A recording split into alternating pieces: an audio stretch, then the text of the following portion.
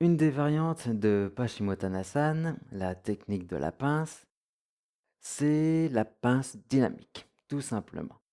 La plupart des pinces se font de façon statique, en pince ou en demi-pince. On est plié en deux, on fait des respirations, des visualisations, etc. La pince dynamique va avoir deux objectifs. Le premier, c'est de dissocier l'activité du mental et l'activité du corps. On va chercher à faire en sorte que le mental reste immobile pendant que le corps se met en mouvement. Le deuxième objectif un peu de cette contradiction entre immobilité et mouvement, en fait, dans le yoga, on va souvent retrouver des petites contradictions comme ça. Et c'est pas anodin, c'est pas vraiment des contradictions, je veux dire, c'est pas qu'on maîtrise pas notre sujet, non, non, c'est qu'il y a un but recherché, le but c'est de larguer un petit peu le mental. Pourquoi larguer un petit peu le mental? C'est parce que notre esprit analytique est connecté en permanence, toute la journée, et il faut le laisser un petit peu de côté, juste le temps d'un exercice, pour arriver à certaines expériences, pour arriver à certains ressentis. Je vous rassure, on est très très loin de ceux qui utilisent des techniques d'abrutissement pour vous faire avaler n'importe quelle connerie. Voilà, là c'est juste laisser un petit peu les neurones de côté, juste le temps d'un exercice. Voilà, c'est juste ça, je vous rassure. Asseyons-nous, ou plutôt allongeons-nous.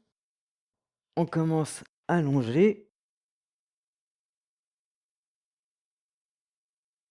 Alors, bon, je peux pas poser la tête à cause du micro, mais vous pouvez la poser. Allongez les bras le long du corps. Retournez la langue contre le palais. Avec le regard, fixez le bout du nez. Si possible, avec les yeux fermés. En inspirant, vous allez étirer les bras derrière la tête. Étirez la colonne. Prenez votre temps. À l'expiration, ramenez les bras sur les cuisses. Levez la tête. Enroulez le dos pour monter jusqu'à ce que les poumons soient vides. Inspirez, relevez la tête, étirez le dos.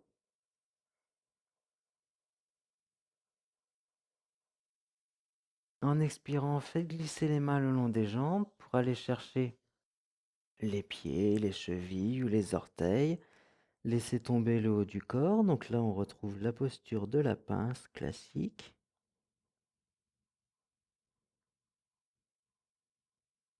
En inspirant, revenez dans la position précédente. Étirez bien le dos vers le haut. Et en expirant, arrondissez le dos et tout doucement, allongez-vous et reposez les bras le long du corps. On va le faire une deuxième fois. Sur l'inspiration, tirez les bras vers l'arrière, étirez la colonne, toujours la langue retournée, le regard sur le bout du nez, les yeux fermés. Expirez, ramenez les mains sur les cuisses, levez la tête, posez le menton au sternum, ça vous aidera à vous relever. Ça permet de recentrer un petit peu le centre de gravité. Une fois en haut, inspirez, redressez la tête, étirez la colonne.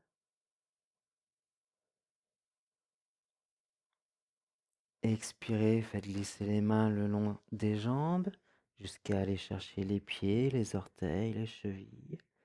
Laissez tomber le haut du corps.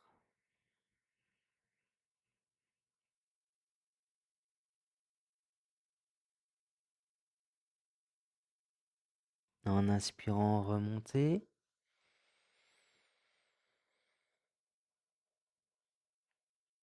Expirez, arrondissez le dos, le menton au sternum et rallongez-vous.